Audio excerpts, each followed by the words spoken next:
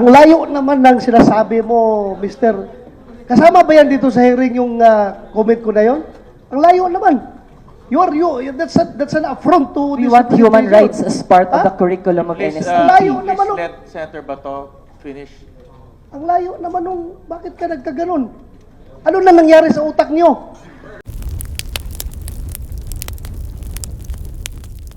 And siguro kung mahirapan tayo na i-uphold yung ganito, such as law enforcement and rights awareness, magkakatalo na lang kung amongst the ranks of our public officials ay hindi po nag-agree doon. Lalo na if we have a senator who will say na okay lang na makalaya at may second chance yung isang rapist na mayor, habang yung mga mahihirap ay madaling tokhangin na lamang. Yun lang, maraming Mr. salamat. Yes, Chair, can I react? of course, of course.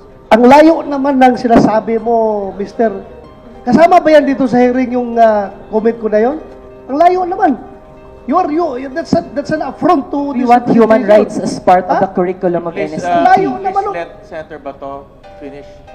Ang layo naman nung bakit ka nagkaganon? Ano na nangyari sa utak niyo? Ha? Ang layo naman. We can send you a copy of Ha? our position paper. Ang layo. At saka, I take offense on your what you said na yung ROTC is a misrepresentation of nationalism. Anong tingin mo sa amin? Anong tingin mo sa Ganon? Ganon ka na mag-judge sa amin? Dinadjudge mo kami na ganon? Ha? Are you sure you are the representation, you are the true representation of the Filipino students? Ganoon ba? Ilan lang yan makakaliwa dyan sa estudyante. Mas marami dyan ang gusto mag-ROTC. I must tell you frankly. Bakit ka? Ang layo ng issue mo. Just to personalin ako? Napakalayo. Dapat matuto. Kung may ROTC, dapat ikaw na estudyante ka, matuto ka, magrespeto. Kahit sa isang senador man lang na andito sa hearing na ito. Huwag mong tirahin sa ibang issue na hindi kasama dito. Ha? Huwag mong... Honorable Chair, I would like to respond dun sa point na marami daw na gusto mag-ROTC. Mr. Manuel, let me recognize you first before you talk. And let Senator Bato finish. Ikaw, kung Pilipino ka, do you love your country? You answer me. You love your country? Ha? O sige, you respond. Of course, students love our country and we have different ways to show that we Okay, love you our love your country. Pag inatake tayo ng China dito, sinong palabanin mo dyan sa mga Chinese na yan? Actually NPA? po You yung will call on the natanong NPA? namin since gusto namin na ipaglaban yung ating bansa mula sa foreign invaders, pero mismo sa ating constitution, the AFP, which is tasked to preserve our integrity and national sovereignty, ay hindi natin nakikitaan ng real intent to defend our country. Mr. So wala tayong role model for Submit that. mo na lang sa amin yung position paper po ninyo, kasama yung position paper ng isang mga kasama ninyo. Senator Bato, can we proceed? Mr. Chair, may I move to strike from the records the statements of Mr. Manuel that were irrelevant and not germane to the topic, especially when he makes statements attributed to our colleagues in a statement that he made outside. And may I also request the Chair to remind all our guests who are here as guests to please show respect for the members, and again, not to bring up statements, reactions that are not germane to the topic. You can make your reaction outside. The media is all there. They will listen to you. But let's stick to the course. We're all here overtime and you need to use our valuable time to say something to the good senator. I know him so well. If you had something to say, he will talk to you.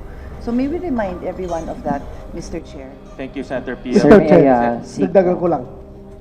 Ito, if he really represents the students, ganyan na talaga ang state ng mind ng mga estudyante ngayon na dapat baguhin natin. Mali po yun. Ako, if naniwala ka sa akin, mas matanda ako sa'yo. Mali yung sinasabi mo. Gusto mo lang akong tirahin sa ibang issue na hindi naman natin titakil dito. Now, since, Mr. Chair, since sinabi naman lang nitong ating resource person about nung kay Sanchez case, alam nyo, gusto lang ninyo talaga akong sirain, kaya kinukuha niyo yung sinasabi ko na gusto niyo akong butasan. Did you know na ako mismo gusto kong bitayin yung Sanchez na yan? Ha? I am for death penalty. Kung may death penalty noon, dapat nabitay na yung Sanchez na yan. Pero, kayo naman, ayaw naman yung death penalty. Ngayon, bigyan na second chance dahil na-reform na yung tao, according to the competition, eligible siya for pardon, ayaw na naman nyo. Saan na kami pupunta? Anong klaseng pag-iisip na? Saan kami pupunta? Gusto ko death penalty, ayaw nyo. Ngayon, i-release yan dahil walang death penalty. Titirahin na naman nyo ako. Ako bang gumawa ng batas na yan? Eligible siya by operation of law. Dahil sinabi ng batas. Ganon. Respetuhin natin. May batas na ganon. Pero hindi ko kagustuhan yan. Kung akong gusto mo, samahan mo ako, bitayin natin yan? Ha?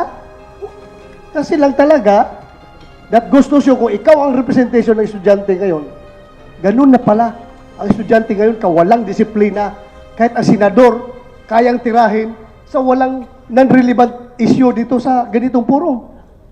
Ganun na pala. Kaya dapat pala talaga ibalik ang rotisip para madisiplina kayo mga estudyante na kayo. Ha? Thank you, Mr. Chair. Thank you, Senator Bato. Mr. Chair, I'd like to seek wala na. apology for...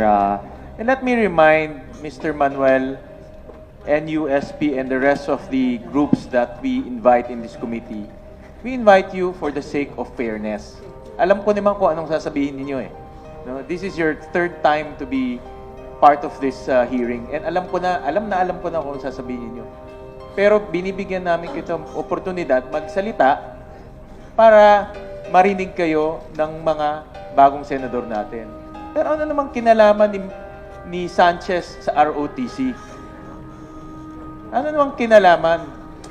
Kaya this serves as a warning to your group na wag niyong dadalhin yung mga walang katuturan dito sa committee ito. Dahil sinisira niyo yung aming pagdinig at sinisayang niyo yung aming oras. And again, we're exercising fairness. Kaya bigyan niyo naman kami ng respeto. Kahit alam na namin ang sasabihin niyo, ini-invite namin kayo. In fact, we invited all of your colleagues. So, last na ito, and next time we invite you, if ever we invite you, stick to the topic. And this serves as our warning. Again, I'm directing the committee secretary to strike off all of the comments that are not germane to the topic of ROTC.